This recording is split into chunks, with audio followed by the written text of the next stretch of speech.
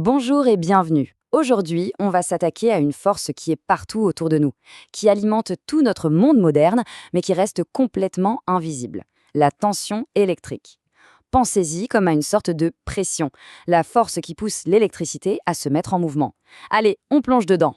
Alors, quel est notre programme? On va commencer par les bases, histoire de bien comprendre ce qu'est la tension. Ensuite, on verra comment on fait pour la mesurer, cette force invisible, puis comment elle se comporte dans différents types de circuits, avant d'explorer le monde fascinant des tensions qui varient tout le temps. Et pour finir en beauté, on verra comment on peut carrément visualiser la tension. C'est parti.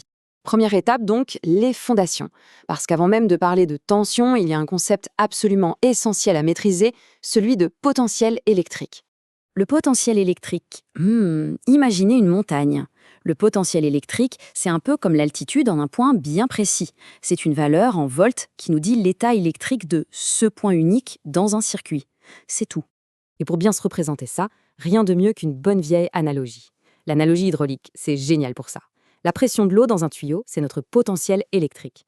La différence de pression entre deux points, celle qui fait que l'eau s'écoule, eh bien ça, c'est la tension électrique. Et le débit de l'eau, le flux, c'est tout simplement le courant électrique. C'est une image super claire, non? Et voilà, on arrive au cœur du sujet. Le point le plus important à retenir, c'est celui-ci.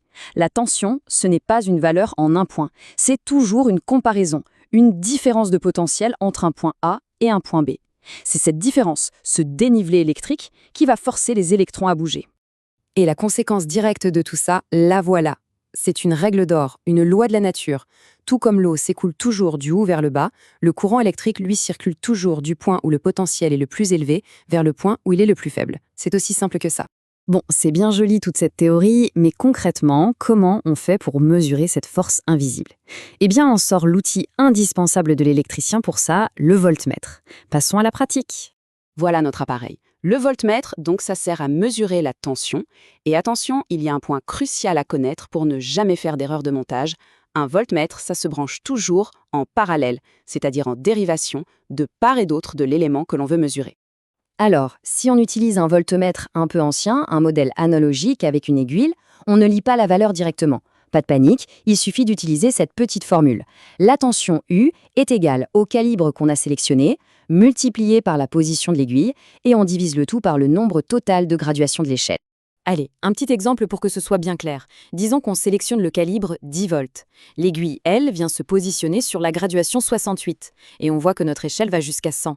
On applique la formule, 10 fois 68, ça fait 680, divisé par 100, et voilà, ça nous donne 6,8 volts.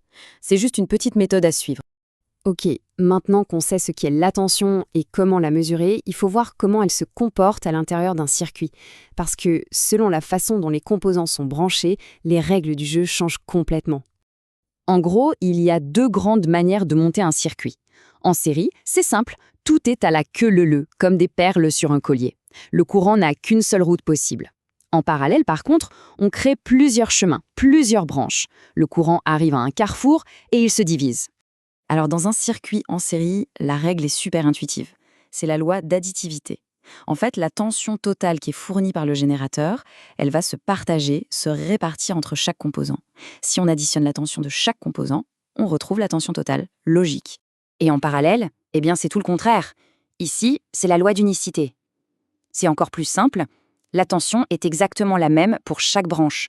Chaque composant branché en parallèle reçoit la même tension directement du générateur. Tout le monde est logé à la même enseigne. Jusqu'à maintenant, on a parlé de tension bien sage, bien stable, comme celle d'une pile. On appelle ça le courant continu. Mais une grosse partie du monde de l'électricité est bien plus dynamique. Entrons dans le monde des tensions qui changent tout le temps. Il y a 3 mots importants à connaître ici. Variable, ça veut juste dire que la valeur n'est pas constante, elle bouge. Alternative, ça signifie qu'elle passe son temps à basculer entre le positif et le négatif, comme la tension de la prise électrique chez soi. Et périodique, ça veut dire que le motif de cette variation se répète, encore et encore, comme un refrain. La question, c'est comment on fait pour observer ces variations qui sont à la fois invisibles et ultra rapides? Pour ça, il nous faut un outil bien plus puissant qu'un simple voltmètre. Il est temps de faire connaissance avec l'oscilloscope, l'appareil qui va nous permettre de littéralement voir la tension. Le branchement, ça peut avoir l'air un peu intimidant, mais en réalité, c'est un jeu d'enfant. On prend la borne positive du générateur, souvent la rouge, et on la branche sur l'entrée de l'oscilloscope. Puis on prend la borne négative, la noire, et on la connecte à la masse. Et c'est tout. Une fois que c'est branché, magie, un graphique apparaît sur l'écran. Une belle courbe, une onde. Mais qu'est-ce que ça veut dire? Comment est-ce qu'on déchiffre ce dessin? Le secret, il est dans 2 réglages essentiels. Il faut voir l'écran comme un quadrillage. La sensibilité verticale, elle nous dit un carreau vers le haut, ça représente combien de volts? Et la sensibilité horizontale, elle, nous dit un carreau vers la droite, ça représente combien de temps?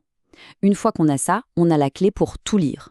Et grâce à ces réglages, on va pouvoir mesurer 3 choses fondamentales sur notre onde. Umax, c'est la tension maximale, c'est-à-dire la hauteur de la vague. T, c'est la période, c'est la durée d'une vague complète. Et F, la fréquence, c'est tout simplement le nombre de vagues qui défilent chaque seconde. Et voilà les formules pour calculer tout ça. Pour trouver Umax, on compte le nombre de carreaux en hauteur et on multiplie par la sensibilité verticale.